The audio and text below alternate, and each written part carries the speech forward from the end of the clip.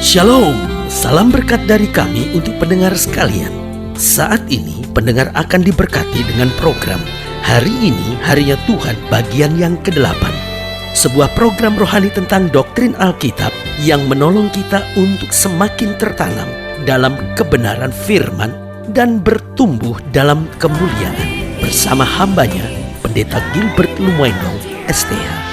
Banyak orang merasa doktrin Alkitab sebagai sesuatu yang membingungkan. Tetapi tahukah saudara bahwa doktrin Alkitab intinya adalah memahami Alkitab dengan benar, dengan pemahaman yang sistematis, sehingga kita terus dapat tertanam di dalam kebenaran firman, sehingga kita terus bertumbuh di dalam kemuliaan Allah. Buka hati saudara sekalian untuk menerima berkat-berkat firman-Nya hari ini. Tahukah saudara bahwa sorga adalah pusat pemerintahan Allah secara rohani?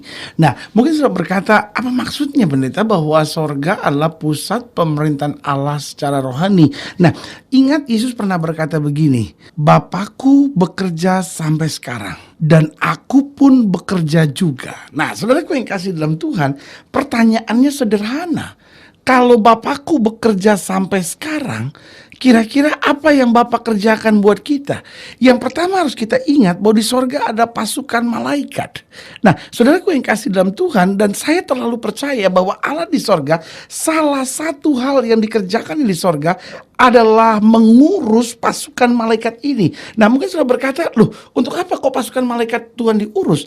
Untuk menjaga kita. Makanya Alkitab bilang kan, satu utas rambutmu pun tidak akan jatuh ke tanah tanpa seizin Tuhan. Kenapa? Karena malaikatnya diperintahkannya untuk menjaga kita. Makanya Alkitab dengan tegas berkata, malapetaka tidak akan menimpa kamu dan tulah tidak akan mendekat kepada kemahmu.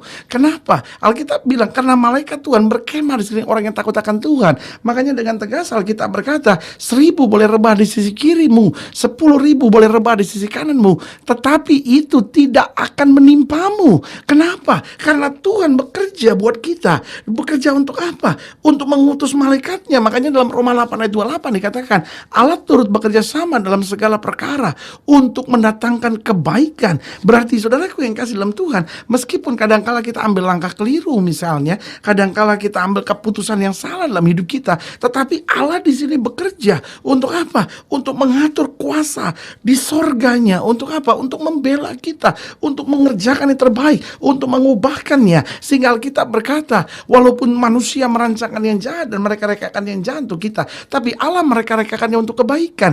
Makanya dengan tegas Alkitab berkata bahwa Tuhan bisa mengubah ratap kita menjadi tari-tarian, dan Tuhan bisa merubah setiap air mata menjadi mata air kehidupan dalam hidup kita. Haleluya. Dan selamat datang dalam program kita hari ini Harinya Tuhan, sebuah program rohani yang kembali mengingatkan kepada kita betapa pentingnya kita menjadikan firman Tuhan sebagai dasar keseharian hidup kita. Karena selama kita menjadikan firman Tuhan sebagai dasar keseharian hidup kita, langkah-langkah ke depan kita penuh dengan kepastian, kemenangan, berkat, mujizat, dan perkara-perkara yang besar. Haleluya. Dan dalam program ini kita sedang membahas tentang sidang ilahi. Nah, mungkin sudah berkata, aduh pendeta, istilah ini sangat asing sekali buat saya. Apa itu sidang ilahi?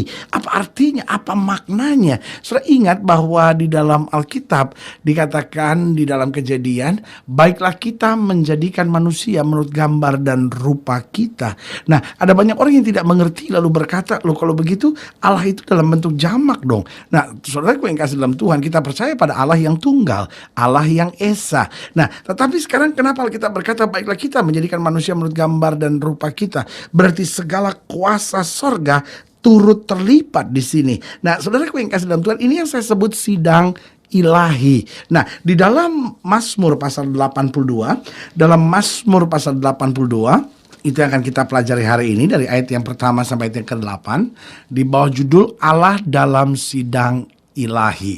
Nah, mungkin istilah ini sangat jarang kita pelajari, tetapi menarik untuk kita kupas bahwa disingkapkan kepada pemazmur bahwa Allah adalah Tuhan yang memimpin sidang ilahi.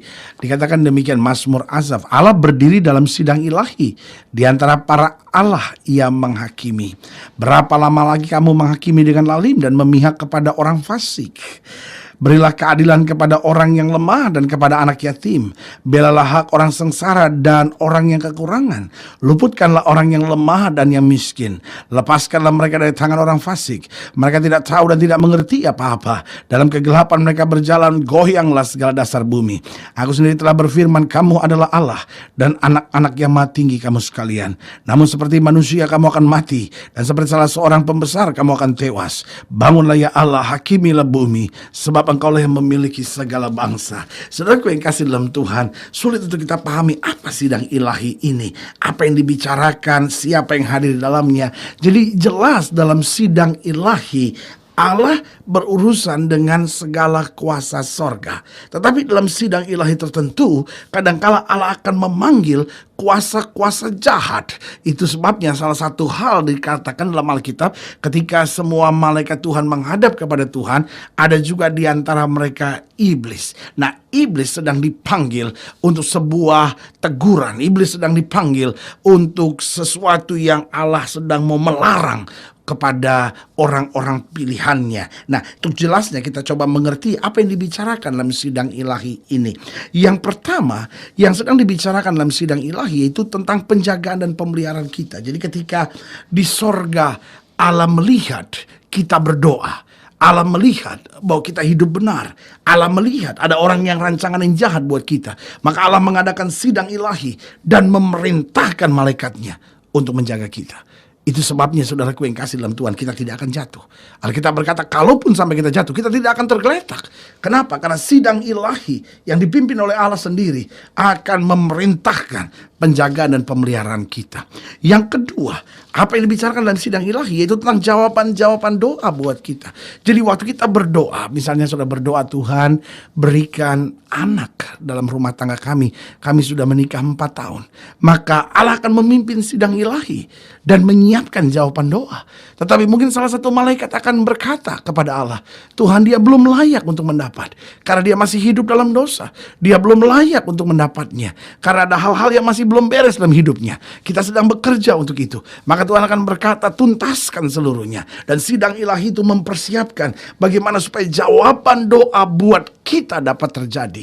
Yang ketiga saya pelajari, bagaimana sidang ilahi. Jadi ingat ya, yang pertama sidang ilahi dapat terjadi untuk penjagaan dan pemeliharaan kita. Jadi Allah memerintahkan malaikatnya untuk mengawal kita, untuk menjaga kita, supaya tidak ada hal-hal jahat apapun dari kegelapan akan menembus hidup kita.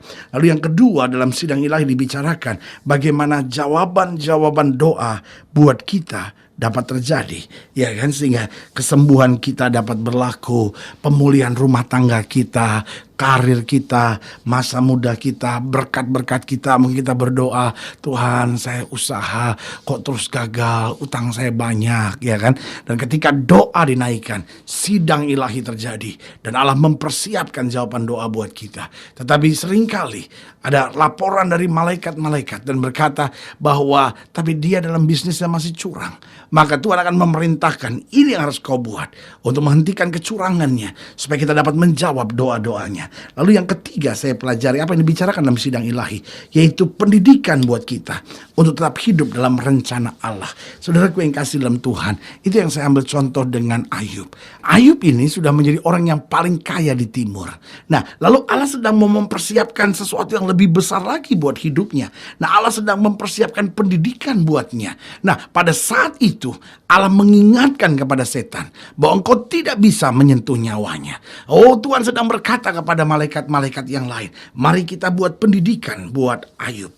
Bagaimana supaya Ayub bisa diproses, bagaimana Ayub bisa lebih kuat. Itu sebabnya malaikat-malaikat Tuhan mulai mendidik Ayub. Tetapi dalam proses pendidikan itu, setan mau coba menyerang. Tuhan bilang, sayangkan nyawanya. Saudaraku yang kasih dalam Tuhan, ini yang saya ingatkan buat saudara. Sidang ilahi ini indah sekali kalau kita menyadari, aduh saudara, kita gak akan pernah takut. Kalau kita menyadari, maka kita gak akan pernah khawatir.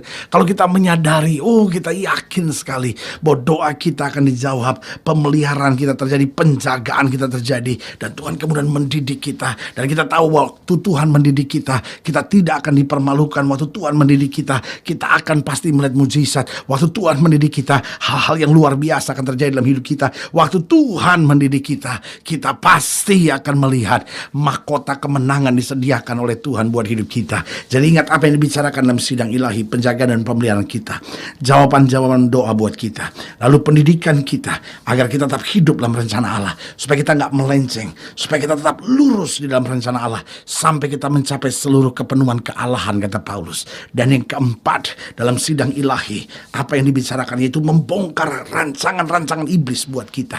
Jadi dalam sidang ilahi, kadangkala Allah memanggil dalam tanda petik ilah-ilah lain. Allah memanggil kuasa kegelapan dan berkata, ini yang kamu tidak bisa kerjakan karena biji mataku, dia telah ditebus oleh darahku.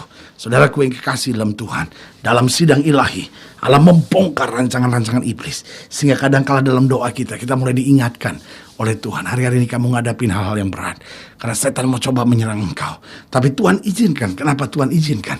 Karena Tuhan sedang mempersiapkan kita untuk kuat dalam peperangan. Sehingga meskipun iblis menyerang, Tuhan memberi kekuatan ekstra buat kita. Sampai Alkitab berkata, semua iblis kita letakkan di bawah kaki kita sebagai orang percaya. Sebagai hamba Allah, kembali saya mau ingatkan buat saudara, hidup Kristen adalah hidup yang dahsyat.